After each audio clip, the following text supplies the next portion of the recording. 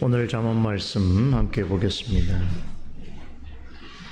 16장 8절로 15절 말씀까지 보겠습니다. 잠언 16장 8절로 15절까지 우리 한 목소리 읽겠습니다. 적은 소득이 의를 겸하면 많은 소득이 불의를 겸한 것보다 나으니라.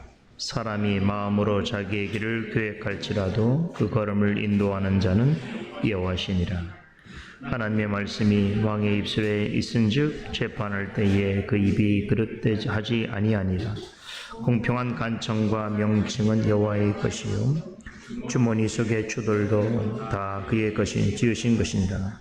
악을 행하는 것은 왕의 미워할 바이니 이는 그 보좌가 공의로 말미암아 굳게 섬이니라. 의로운 입술은 왕들의 기뻐하는 것이요 정직히 말하는 자는 그들의 사랑을 입느니라. 왕의 진노는 사륙의 사자와 같아도 지혜로운 사람은 그것을 쉬게 하느니라. 왕의 희색에 생명이 있나니 그 은택이 늦은 비를 내리는 구름과 같으니라. 아멘. 됐습니다. 지난 주일에 잠언 16장 6절로부터 9절까지 해설을 해드리려고 했었는데 6절, 7절 말씀에 집중해서 살펴보느라고 진도를 다 못 나갔습니다. 오늘은 8절, 9절 말씀을 먼저 전해드리고 또 새로운 단락이 되는 10절에서 15절 말씀까지 해설해드리도록 하겠습니다. 지난주에 살펴본 6절, 7절의 말씀의 핵심을 기억하시기 바랍니다. 하나님을 진실로 경외하는 사람은 도우심을 받게 되는데 어떤 도우심인가 하면 하나님을 경외하는 자라도 어떤 잘못을 할 수 있습니다. 그런데 하나님을 경외함으로 그 잘못과 허물로부터 떠나려고 애를 쓸 때에 인자와 진리로 죄사함의 은총을 받게 된다 했습니다. 또 하나님을 기쁘시게 하는 일을 위해서 애를 쓸 때에 자신의 원수와도 화목해 되어지는 그런 은총을 누리게 된다는 것이죠. 자, 이렇게 사는 것이 하나님의 주권 속에서 하나님의 도우심을 받아 사는 하나님을 경외하는 지혜로운 성도의 모습이라는 것이지요. 자, 오늘 먼저 살펴볼 8절, 9절 말씀도 이와 같은 관점에서 하나님께서 기뻐하시는 성도의 모습에 대해서 소개를 하고 있습니다. 우리 8절을 다시 봅니다. 적은 소득이 의를 겸하면 많은 소득이 불의를 겸한 것보다 나으니라. 자, 이런 의미죠. 우리가 많은 소득을 얻기 위해서 여러 가지 어리석고 악한 일을 행하는 것보다는 얻는 이익이 조금 적더라도 정직하고 바르게 행하는 것이 하나님 보시기에 좋은 일이다라는 것이죠. 자, 우리 사람들의 생각은 다 비슷비슷해서 많으면 받을수록 좋다고 생각합니다. 다다익선이라고 하지요. 그것이 물질이라면 더욱 그렇습니다. 오늘날 우리가 사는 세계는 자본과 경제를 매우 중요하게 여기는 사회입니다. 이런 사회에서 소득은 너무나 중요하지요. 사람들이 좋은 직업을 찾고 또 열심히 일을 하고자 하는 중요한 이유가 어디 있는가? 더 많은 소득을 얻기 위해서입니다. 자, 그런데 소득을 얻는 것 굉장히 중요하죠. 그런데 그보다 더 중요한 것이 있다는 것입니다. 그게 뭐냐면 의로움입니다. 자, 의로움이라고 하는 기준이 없다고 한다면 사람들이 의로움이란 기준이 없이 오직 많은 소득을 얻는 것이 그 인생의 최고의 목적이 되어진다면 사회는 어떻게 될 것인가? 그런 사회는 적자 생존, 약육강식의 법칙의 지배를 받는 정글 같은 세상이 될 것입니다. 자, 안타깝게도 오늘날 우리가 살아가는 세상이 점점 그렇게 변화해 가고 있습니다. 여러분 잘 아시는 것처럼 갈수록 빈익 빈 부익부 사회가 되어가고 있습니다. 최근에 통계에 의하면 세계 자본주의의 천병이라고 할 수 있는 미국의 경우는요, 소득 상위 1%의 부자들이 미국 소득세의 절반을 차지한다고 합니다. 엄청난 것이죠. 얼마나 많은 소득을 얻느냐 하면 그 상위 1%의 사람들이 나머지 50%보다 더 많은 소득세를 내고 있다, 이런 얘기입니다. 더 충격적인 것은 이렇게 상위 1%의 미국 사람들이 소득에 있어서의 5분의 1, 20%는 세금 신고를 하지 않는다고 합니다. 탈루하는 것이죠. 그러니까 세금 신고를 하지 않는 금액까지 다 합치게 된다면 그야말로 미국 전체 자본의 절대적인 분량을 소수 상위 1%가 차지하고 있는 것입니다. 그야말로 빈익부 부익부 세상인 것이죠.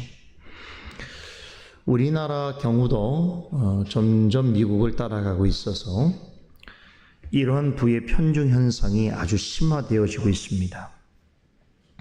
사람의 인격과 성품보다 능력과 소득만이 강조되어지는 그런 일들이 오늘날 버젓이 벌어지고 있지요.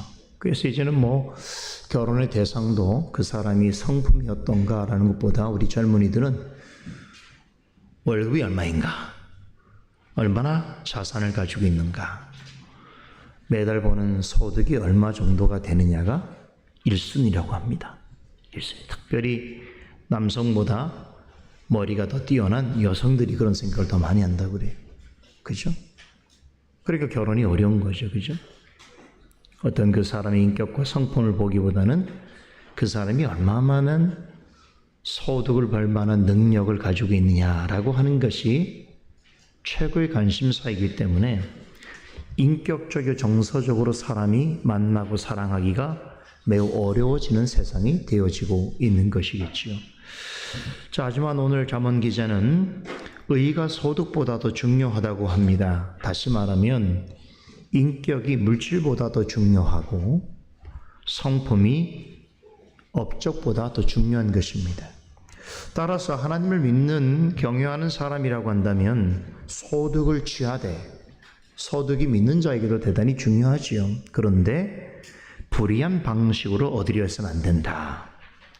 하나님의 뜻에 따라서 합당한 방식으로 얻는 소득은 불의하게 얻는 많은 소득보다 훨씬 더 값어치가 있다 라고 말씀하는 것이지요.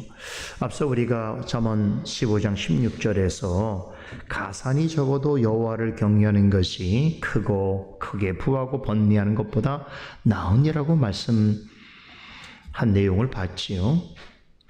여러분, 크게 물질을 많이 가지고 있어도 그것 때문에 늘 항상 고민하고 갈등하고 또 괴로워하는 것보다는 적은 가산이라도 그것을 통하여 하나님을 경외하는 삶을 사는 것이 하나님 앞에서 가치 있는 인생이다라는 것이죠. 그래서 우리는 소득에 있어서도 그리스도인들은 의로움을 생각해야 돼요. 내가 얻는 소득이 하나님 앞에서 의로운 행인가를 생각해야 됩니다. 만일에 우리 한국의 그리스도인들이 정말 잠언의 말씀처럼 정말 경제 생활에 있어서 소득을 구하는 일에 있어서 최소한 이런 생각을 가지고 있다고 한다면 어땠을까요? 이 사회는 지금 같은 세상은 되지 않았지 않았을까? 많은 공직에 나가는 그리스도인들이 오늘 이런 가르침을 마음에 품고 소득을 얻는 것도 중요하지만 하나님의 의로우심의 기준을 제시하는 것이 중요하다. 그래서 적은 사람이 많은 것을 다 가져가는 세상이 아니라 하나님 앞에서 필요한 대로 적절하게 의로움의 기준에 따라서 나누고 또 함께하는 세상이 하나님이 원하시는 세상이다. 이런 정신을 가지고 있다고 한다면 이 세상이 지금처럼 이렇게 가파르게 물질주의적으로 자본의 탐욕 속으로 빠져들어가진 않았겠는가라고 하는 생각을 하게 되는 것이지요. 물질을 벌고 소득을 창출하더라도 우리 그리스도인들은 하나님의 의로우신 성품을 따라해야 된다는 것이, 그리고 그 일을 통해서 하나님의 나라와 의를 구하는 삶이 되어야 한다는 것이죠.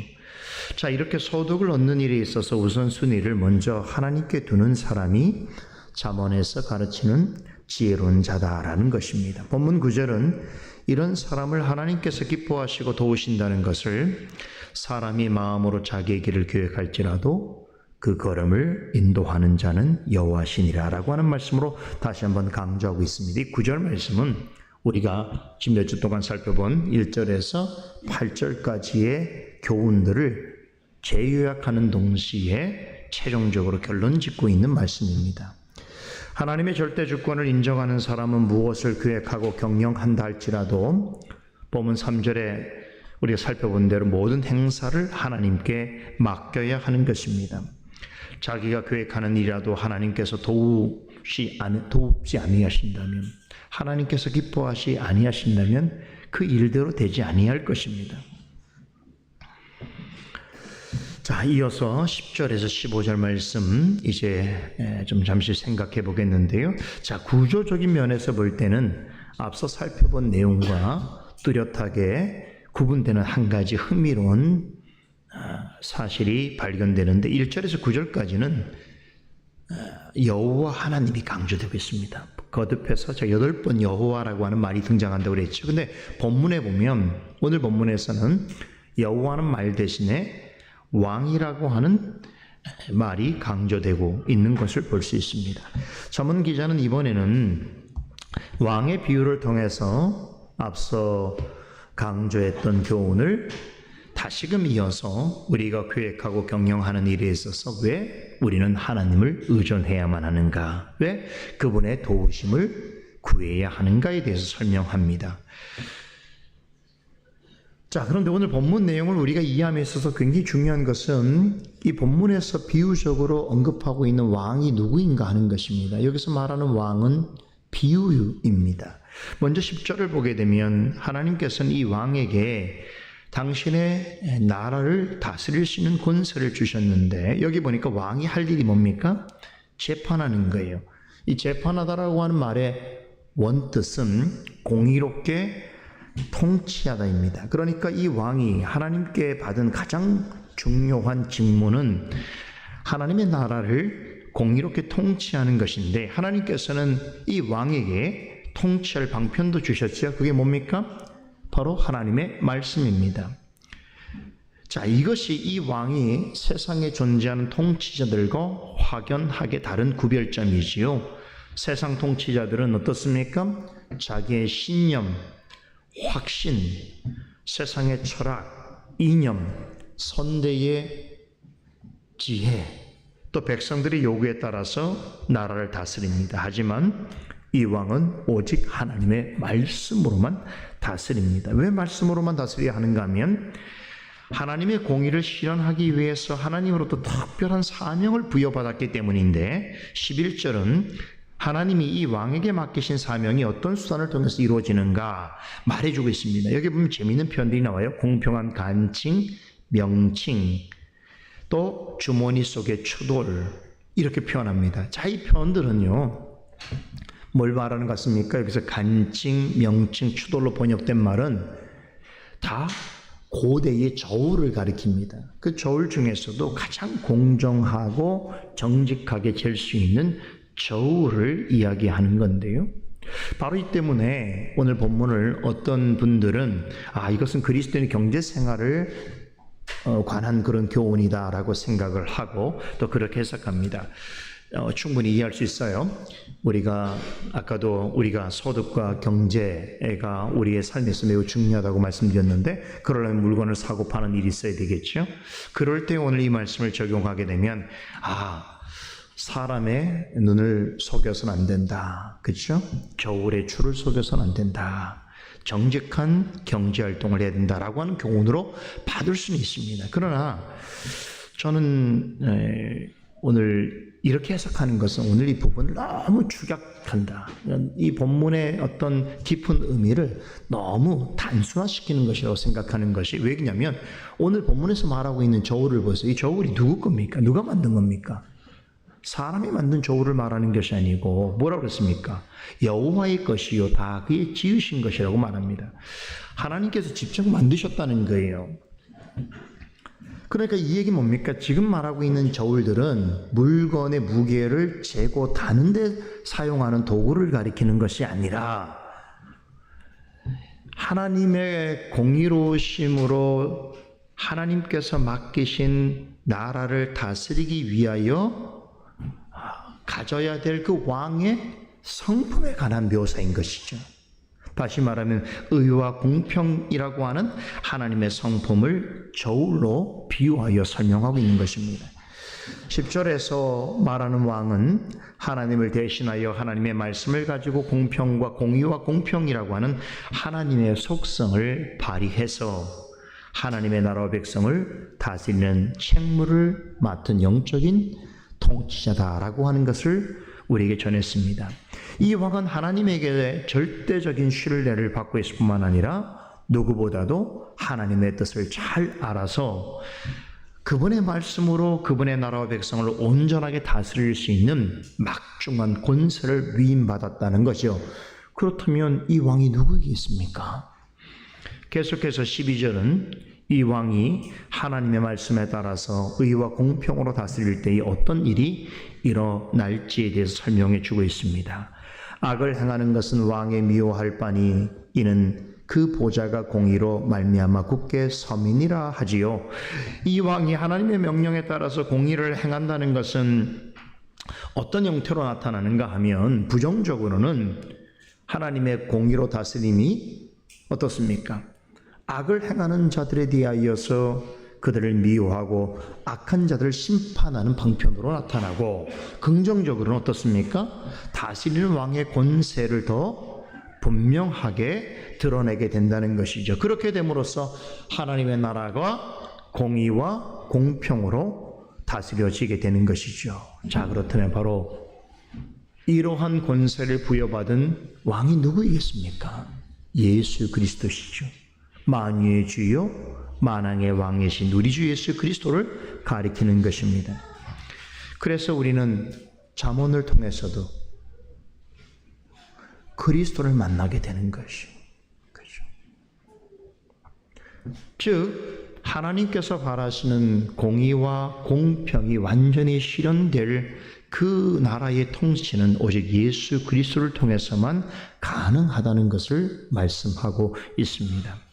여러분, 우리 모두가 잘 아는 것처럼 구약 시대에도 이스라엘 안에 종종 선한 왕들이 있었다는 것을 우리는 알고 있습니다. 다윗과 솔로몬을 비롯해서 유다의 몇몇 왕들은 이스라엘 왕의 역사를 기록한 역대 지략에 하나님께 칭찬받는 통치자들로 기록되어 있습니다. 하지만 그럼에도 그들 모두는 죄로부터 자유롭지 못했지요. 여러분이 잘 아시다시피 다윗과 솔로몬마저도 하나님 앞에서 큰 죄를 범했습니다. 그들은 이스라엘 역사상 여러 가지 놀랍고도 의미 있는 큰 업적을 이루었지만 하나님으로부터 받은 사명을 완벽하게는 감당하지 못했습니다. 여러분, 오늘 이 잠언의 저자인 솔로몬만 생각해도 어떻습니까? 인류 역사상 가장 커다랗고 순전한 지혜를 은사로 받은 유일한 왕입니다. 그래서 그 지혜로 말미암아서 어느 때까지는 참으로 놀라운 선정과 통치 능력을 선보였습니다. 그러나 그가 말씀을 떠난 후로는 하나님 모세에게 악한 일들을 행하게 되고 도리어 나라를 망하게 하는 원흉이 되었습니다. 그가 죽던 해에 그가 통치하는 나라가 남유다와 북이스라엘로 쪼개졌지요. 그리고 그의 생애 후반에 물론 그가 다시 하나님께로 돌아와서 전도서라고 하는 성경을 기록하였지만 세상에서 가장 지혜로운 왕으로 일컬어지던 그의 말로는 좋지 않았습니다. 여러분, 솔로몬이란 뜻이 뭔지 아세요? 살로메, 평화, 예루살렘, 살롬 같은 말입니다. 다 여기 같은 어근을 가지고 있는데요. 평화라고 하는 뜻입니다. 그런데 솔로몬은 어떻습니까? 하나님 말씀으로 떠난 이후에 그의 삶은 전혀 평화롭지 않았습니다. 그의 이름과 완전히 반대되는 삶을 살았습니다. 그의 인생의 후반기는 정말 비참과 괴로움의 연속이었습니다. 다윗과 솔로몬과 그 외에 칭찬받는 몇몇 유대 왕들은 참되고 유일한 왕으로 오실 그리스도를 예표하는 자리에 있었습니다만 그들 모두는 전적으로 부패한 본성을 가지고 있어서 결국에는 실패했습니다. 이 사실을 위대한 통치자 다윗도 잘 알고 있었습니다. 그래서 자신이 기록한 시편 여러 편에서 하나님의 공평과 공의로 다스리실 왕이 오실 것에 관한 예언을 기록하고 있는데 자신이 왕이면서도 또 다른 왕, 여호와 하나님의 공평과 공의로 세계를 다스릴 왕에 관한 예언을 여러 차례 언급했습니다. 예를 들어서 시편 99편 4절에 이르기를 왕의 능력은 공의를 사랑하는 것이라. 주께서 공평을 견고히 세우시고 야곱 중에서 공과 의를 행하시나이다. 여기 보면 지금 왕인 다윗이 또 다른 왕에 대해서 뭐라고 말합니까? 그 왕의 능력은 공의를 사랑해서 그는 공평으로 하나님 나라를 견고히 세우는 자다라고 고백하면서 그를 가리켜서 아도나이라고 부릅니다. 주님이라고 부릅니다.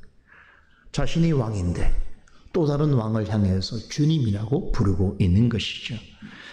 하나님의 뜻대로 공평과 공의로 다스리시는 참된 왕이신 주님을 찬송하고 있는 것입니다. 그렇습니다. 예수 그리스도는 하나님의 의와 공평으로 하나님 나라를 세우시고 다스리실 유일하고 참된 왕이십니다.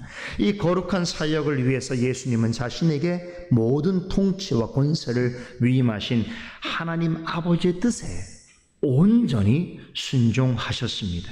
그렇게 하심으로 악을 행하는 자들을 심판하시고 말씀에 의한 당신의 통치를 더욱 굳게 세우셨습니다. 하나님께서는 예수님께서 이렇게 하시는 것을 기뻐하셨고 지금도 즐거워하십니다.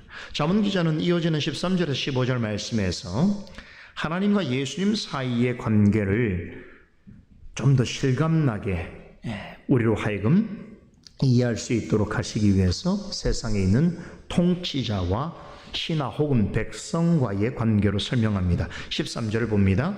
의로운 입술은 왕들의 기뻐하는 것이요 정직히 말하는 자는 그들의 사랑을 입느니라. 자, 이런 말이에요. 세상에 어떤 선한 왕이 있어요. 그 훌륭한 왕이 있는데 그 훌륭한 왕은 어떤 사람을 좋아합니까? 자신 앞에서 의롭고 정직하게 말하는 사람, 행동하는 사람을 좋아한다는 것입니다. 자, 하나님 앞에서 예수 그리스도가 그런 분이란 말이에요. 세상의 선한 왕 앞에서 공의롭고 의로운 행위를 하며 말을 하는 그런 자는 왕의 사랑을 받듯이 우리 예수 그리스도가 하나님께 그렇게 하셨다는 것입니다. 그러므로 예수 그리스도는 가장 의롭고 정직하신 분이십니다. 하나님은 예수 그리스도께서 행하신 말씀과 행위를 모두 기뻐하시고 사랑하십니다. 이 말씀을 전하는 것은 우리도 그리해야 된다는 거예요. 우리가 하나님의 사랑과 은총을 누리려고 한다면 어떻게 해야 되는가? 예수님을 닮아야 하는데 그 예수님이 어떤 분이십니까? 하나님께 언제나 공의롭고 정직하게 말하며 행동했다는 것이지요. 그런데 하나님의 미움을 받는 일을 계속하는 사람들도 있습니다. 어떤 사람들일까요? 예수님과 전혀 다른 행동을 한 사람이겠죠. 하나님의 말씀에 귀를 기울이지 아니하고 마치 자신의 뜻대로 자신이 왕이나 되는 것처럼 그렇게 행동하고 하나님의 법을 무시하는 사람입니다. 본문 14절은 이런 행동을 하는 자들에 대해서 하나님이 어떻게 대하시는가에 대하여 왕의 비유로 설명하고 있는데, 여러분 우리가 TV나 또 영화 다큐멘터리 같은 걸 보게 되면 절대적인 권력을 가진 과거의 왕들이 어떤 모습으로 통치했는지를 우리는 알 수 있습니다. 여러분, 그런 왕 앞에, 절대적인 권력을 가지고 있는 왕 앞에서 그 왕을 면전에서 무시하고 거부하는 것은 한마디로 죽음을 의미합니다. 절대 권력을 가진 왕의 명령 한마디는 법보다 더 힘이 셉니다. 그래서 그 왕의 면전에서 왕을 경홀히 여기는 행동을 하고 왕을 모욕해하는 그런 행동을 할 때 왕이 어떡합니까? 저놈을 당장 끌어다가 죽이라 말하면 법이 필요 없는 거예요. 법보다 왕의 명령은 절대 권력입니다. 죽음을 피할 수 없다는 것이죠. 그 본문 14절에 보면 이런 왕의 진노, 어떤 자들에게 쏟아내는 왕의 진노를 뭐로 표현하냐면 살육의 사자 같다고 말합니다. 여러분, 살육의 사자가 뭔지 아세요? 죽음의 천사예요. 죽음의 천사다. 그러니까 왕이 진노하는 것은 어떤 사람들에게 죽음의 천사를, 죽음의 사신을 보내는 것 같이 두려운 일이라는 것입니다. 절대 권력을 가진 왕을 진노하게 하는 것은 자기 스스로가 죽음을 초래하는 일이라는 것이죠. 여러분, 세상의 과거의 왕들이 갖고 있는 절대 권력 앞에서 여러분 저항하는 것은 곧 죽음을 의미하는 무서운 일인데, 하물며 절대 주권자이시요 만왕의 왕이신 하나님을 진노하게 하는 일은 어떻게 되겠는가? 지금 그 얘기를 하는 거예요. 이거 살아날 방법이 없는 거예요. 영원한 불 속에 던져지는 무서운 심판이 하나님의 진노를 입은 자에게 기다리고 있다는 것이죠. 이런 무서운 진노가 어떤 사람에게 임하는가 하면 13절에서 언급한 사람들과 반대되는 사람일 텐데요. 13절을 보십시다. 의로운 입술로 왕을 기쁘게 하고 정직히 말함으로 왕의 은총을 받는 사람들이 있다고 했는데, 이 말씀을 비춰볼 때에 어떤 사람이 하나님의 진노를 받게 되는가? 하나님 앞에서 불의하고 거짓된 자들이지요. 즉 왕이신 그리스도를 향해서 악한 생각과 행위를 그치지 않는 사람들에게 하나님의 진노가 임한다는 것입니다. 그런데 이 진노는 너무나 강해서 하나님께서 이 진노를 바라시면 누구도 막을 수가 없습니다. 자, 그런데 재밌는 것은 14절 하반절을 보세요. 왕의 진노를 누구로 드릴 사람을 소개하고 있습니다. 어떤 사람이에요? 지혜로운 자입니다. 지혜로운 사람은 13절에서 말한 의로운 입술을 가지고 정직히 말하는 사람이죠. 여러분, 이 대표가 누굽니까? 모델이 예수 그리스도시요. 하나님의 법을 어겼다 할지라도 정직하여서 자신의 잘못과 허물을 인정하고 하나님께 용서를 구하고 돌이켜서 하나님의 뜻에 순종하고자 하는 사람에게 있어서는 어떻다는 거예요? 하나님이 왕의 진노가 쉬워진다. 왕의 진노가 누그러진다는 거예요. 우리가 앞서 살펴본 대로 하나님을 경외하는 자라고 할지라도 어떤 잘못한 행위를 할 때에 어떻다는 거예요? 하나님 앞에 나아가서 전심으로 죄를 고백하고 하나님의 은혜를 입기를 바랄 때에 인자와 진리로 죄사함의 은총을 주신다고 그랬단 말이에요. 더군다나 그런 자들에게 왕이신 그리스도께서 기쁨으로 빛나는 얼굴빛을 보여주시는 것입니다. 오늘 본문은 왕의 진노를 누그러뜨리는 사람에게 임하는 은혜를 전하면서 마무리되고 있는데, 우리 15절입니다. 우리 함께 읽어봅시다. 왕의 희색에 생명이 있나니 그 은택이 늦은 비를 내리는 구름과 같으니라. 자, 방금 전에 왕의 명을 어기는 사람에게 어떤 진노가 있다고 그랬습니까? 죽음의 사신들을 보낼 것이다. 그렇죠. 왕을 무시하고 거역하는 사람들에게는 죽음밖에 없다는 것이죠. 그런데 왕의 진노를 누그러뜨릴 만한 사람이 있다고 했는데 어떤 사람이죠? 의롭고 정직한 말로 왕의 마음을 기쁘게 하는 자, 곧 지혜로운 사람입니다. 이런 사람은 왕의 진노를 누그러뜨릴 수 있습니다. 그리고 이 사람에게는 왕이 그 기쁨의 표현으로 빛나는 얼굴빛을 보여준다고 말합니다. 여러분, 왕 앞에 섰는데 왕의 얼굴은 곧 그 신기를 나타내는 거지 않습니까? 절대 권력을 가진 왕의 얼굴이 어떤 신하를, 백성을 향해서 환한 미소의 빛을 드러내고 있다면 그에게는 은총을 내릴 준비를 하고 있다는 것을 우리는 알 수 있습니다. 여러분, 성경에 하나님의 얼굴을 본다는 것에 대하여 성경은요, 어떻게 합니까? 죄인인 자가 하나님의 얼굴을 보려고 하는 것은 곧 죽음이라고 성경은 가르치고 있습니다. 그런데 어떤 자들에게서는 하나님께서 적극적으로 자신의 얼굴을 드러내 주시기도 하시고 얼굴빛을 비추시기도 하신다고 말씀합니다. 어떤 사람들입니까? 의롭고 정직한 말로 그리스도를 믿고 고백하는 자들입니다. 이런 자들에게는 하나님의 진노를 쉬시고 그들에게 영원한 생명과 복을 선물로 주시는 것입니다. 뿐만 아니라 그리스도로 말미암은 은택들을 주시는데 그걸 어떻게 표현합니까? 여러분, 늦은 비가 뭐예요? 이제 지금 같은 때예요. 이 추수기가 됐는데 추수를 해야 되는데 여러분, 추수하기 전에 가장 필요한 게 뭡니까? 이게 비예요, 비. 늦은 비. 그러니까 추수를 막 하기 전에 내리는 비는 그 식물에게는 가장 좋은 영양소예요. 그래서 지금 같은 시기에 비가 오는 건 사실 우리가 기분 나빠야 될 게 아닙니다. 작물이 이제 추수를 앞두고 내리는 하나님의 늦은 비 은총인데요. 여러분, 하나님 앞에서 공의롭고 정직한 말로 행동으로 그리스도를 믿고 따르는 사람들에게 뭘 하신다고 그러는 거예요? 그리스도로 말미암은 은택들을 마치 추수하기 전에 반드시 필요한 늦은 비처럼 풍성하고 충만하게 내려주신다는 것입니다. 이렇게 하나님 앞에서 정직히 말하고 의롭게 행하는 지혜 있는 자들에게 참되고 유일한 왕이신 그리스도의 은혜와 사랑을 넘치도록 베풀어 주시겠다라고 하는 말씀입니다. 오늘 말씀은 왜 우리는 하나님께서 우리를 위하여 왕으로 세우신 그리스도께 전적으로 의존하는 삶을 살아야 하는가에 대해서 비유적으로 설명해 주고 있습니다. 하나님 보시기에 어떤 사람이 지혜로운 자인가? 즉 그리스도를 믿고 따르고 섬기는 자입니다. 그런 자가 하나님을 경외하는 자인 줄을 믿으시기 바랍니다. 기도하겠습니다.